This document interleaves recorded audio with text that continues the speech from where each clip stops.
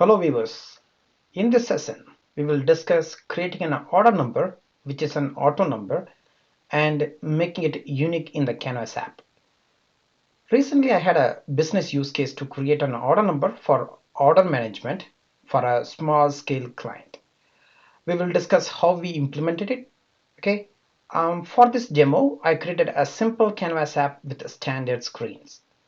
First, I will run the application and we will discuss the steps and the controls, how we implement it.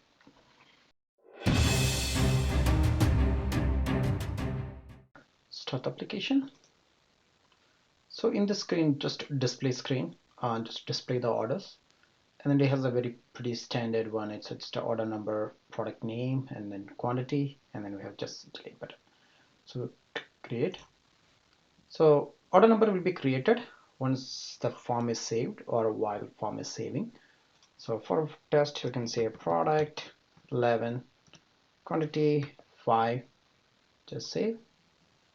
Okay, here the order number is created, and we can update the order number. We can say 20.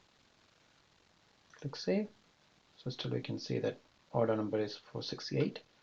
Go back here, the order number is 20. You can keep changing. So order number is 468. Change it to just 22. Go back. So 22. Okay. So that's all, very simple application. And then it will say, so now let me see how this is implemented. Okay, so exit the page, go to the new and order item. Here you can see an icon to save it, right? And then we have very important another control called timer. Okay, this timer helps to create a unique order number. Okay, so when we saving this item, basically what it does, it's just set up the variable to start the timer. So eventually what happens, this timer starts, and then I'm saying that, okay, this timer runs every 500 seconds. What it means, say for example, if it creates an order number and then it checks or it verify the systems, hey, this order number is unique or not, it's going to loop through until it's going to be unique. So it's every 500 millisecond, it's going to repeat it again. So on the timer, if you see here on timer end, and then we are saying that repeat timer, making sure it's a false now because we are setting up the timer false. And then ideally, basically it's creating a unique random number. And then we just concatenating the ORD. And then we are checking that order list, whether do we have this order same number. If it is not exist, then we call it, so that's our order number, right? So whatever we created, that's our order number. If it is that order number is already exist, then what we are saying here is basically we are setting up the variable called repeat random, right? It's just saying that repeat the timer. So we set up the variable, right? So we have a couple of variables, one called start, and then we set up the start random timer, and then another one called repeat. So basically we are setting up the repeat timer. So what happens here is when you click on here, basically you are saying that, okay, start the timer.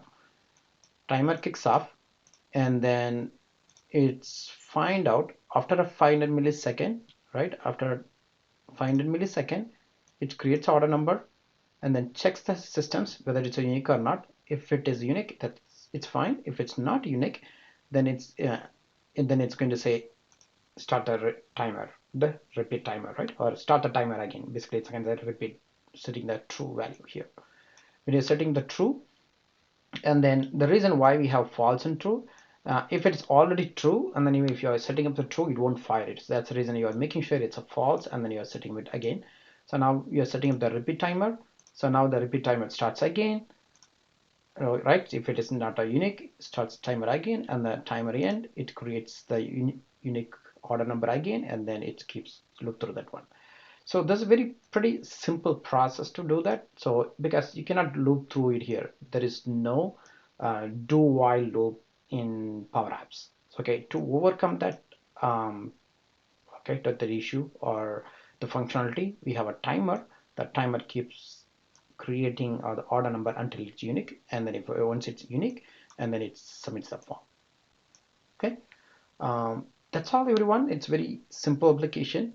And also we have, you can call it, we have some other ways to create a unique order number. Okay, so we have other couple of ways. You can say, just create a random number, right? Say for example, this one, it creates a random number and then it's a prefixed number, so it's an ORD. Okay, but it's not a unique one. Okay, so for example, you just click on here. Basically, ideally, it's create a random number and then it's just starts ORD. Okay, that's one example. Another way, you can create the text itself. Instead of the 3-digit character, it's instead of the predefined text, you can create them random character and a random number. Both could be. Okay, so for this one, I have some small collection. As usual, I'm generating a random number, and then finally I'm shuffling this collection. Okay, and then splitting this.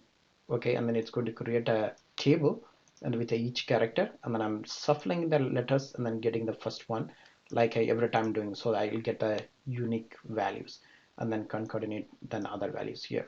Okay, so look at the example here, just click on here, you keep getting the unique, right? That's another example.